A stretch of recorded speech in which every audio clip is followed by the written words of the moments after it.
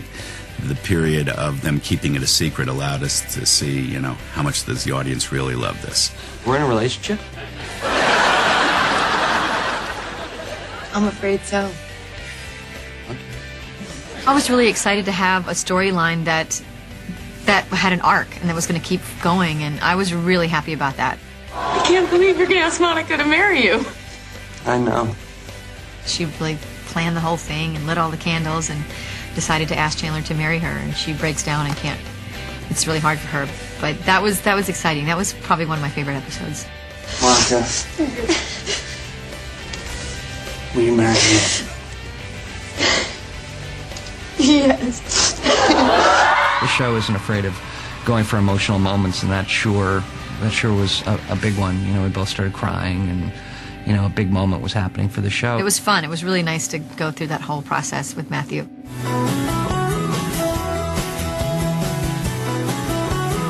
I love you too.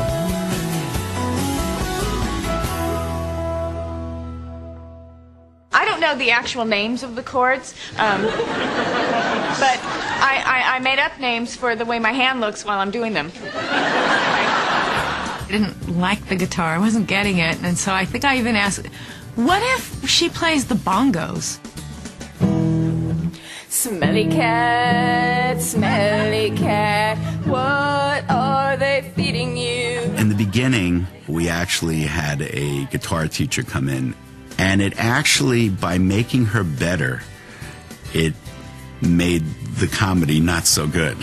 So Lisa was really hurt. I said, you know what, I don't want the guitar lessons anymore. I've learned a few chords. That's enough. That's all Phoebe would know anyhow. So I'll make everything do with just these chords. And she did for 10 years.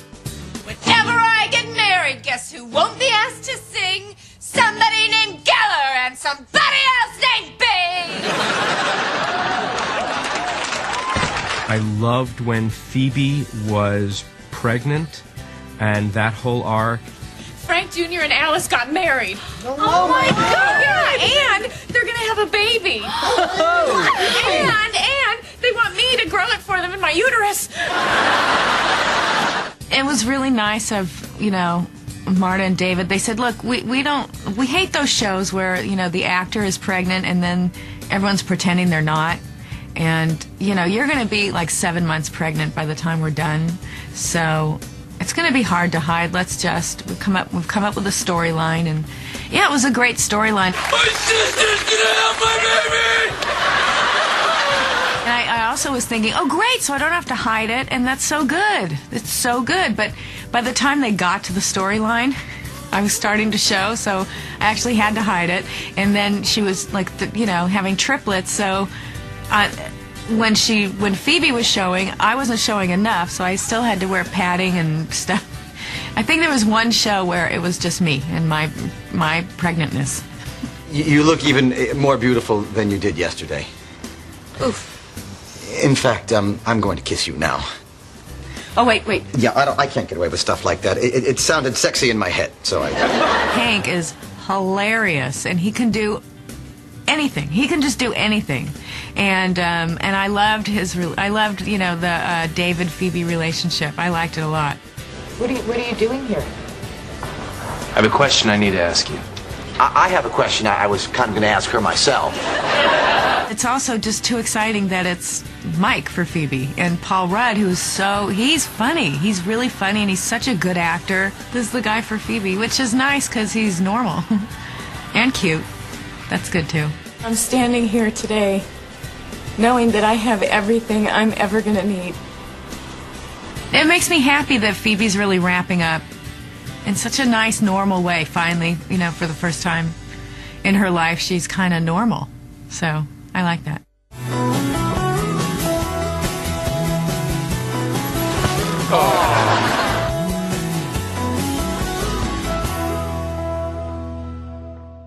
If he doesn't like you, this is all a moot point. Huh. A moo point? Yeah, it's like a cow's opinion. You know, it just doesn't matter. It's moo.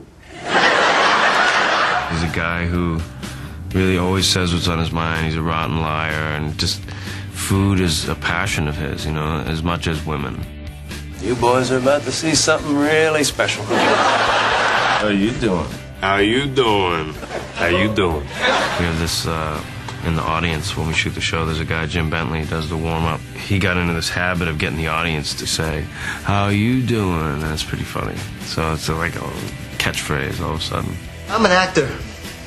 Wow. Career-wise, I think it's always best if he just is unsuccessful because he's the underdog, you know, and you can root for him. I love that he was on the soap opera in a coma for like a year, had no lines, just lay there, go to work and lay there every day. That was pretty funny. Cut. I'm back, baby!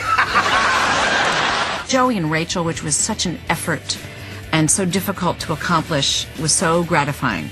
The Joey and Rachel storyline was something that scared the actors very much. Everyone knows that Ross and Rachel are supposed to be together, and we spent 10 years keeping them apart. But to see her with one of the regulars, they don't belong together, that's not right. But I remember we were talking about David Crane, and he said, but it's like playing with fire, and it's exciting to write. And I thought, well, it's great. It's always been you, Rach. I'm pregnant. I love you. I have a very special spot in my heart for Ross and Rachel. I do love you. Oh, I love you too, and I am never letting you go again. Okay, because this is where I want to be. Ross used to have a crush on Rachel. We didn't know that was going to be the central romance of the series. And it was just chemistry. It was just seeing the two of them work together, and just something magical happened. You know, you probably didn't know this, but back in high school I had a major crush on you. I know. You did? Oh, okay. It's a testament to the writers to be able to find, hopefully, grounded and organic ways to keep that relationship between Ross and Rachel evolving. You always feel a sense of history between these two and a sense of destiny, that these two belong together. I think we want them to be. I want them to be. I've always wanted them to be. As Phoebe said, we're each other's lobster. See? He's her lobster. I've always remembered that because some crazy way it's true. We gave David something physical to do, and he said, no, you got to give me more of that. There was this bit with an umbrella. And you remember my brother Ross? Sure. Hey. That awkward physical comedy because of Rachel in the same room. The thing that appealed to us about David was his quirkiness and in terms of his timing. I used to say this word, hi. Hi. In such a way that I thought all the pain of his existence was going into that one greeting of hi. You know, I haven't said that in a long time. It makes me laugh just doing it. Schwimmer is just perfect. We just feed off each other. I think the thing about Jennifer being the one to be Rachel was that she wasn't just funny and beautiful. There was something special about her. There was something fresh. I am over you. And that, my friend, is what they call closure. She kind of embodied, I think, every male's high school dream of that unattainable prom date. So there was a connection to her. Let's get some frozen yogurt or something. No. A break from us. The breakup, well, that was sort of the beginning of the end for them. I mean, that's the beginning of the beginnings of endings and beginnings. I mean, they've had so many start and stops, you know. Pretty much everything with Ross and Rachel has been just delicious. At the altar. Hi, Ross. Ross says, take thee, Rachel. Just an completely unconscious slip. I remember thinking, God, this is good. Like, smart. These guys are so smart. We couldn't have an audience for that part. Every time we have to always remove the audience for the cliffhangers because, you know, obvious reasons. You don't want to spoil it, but I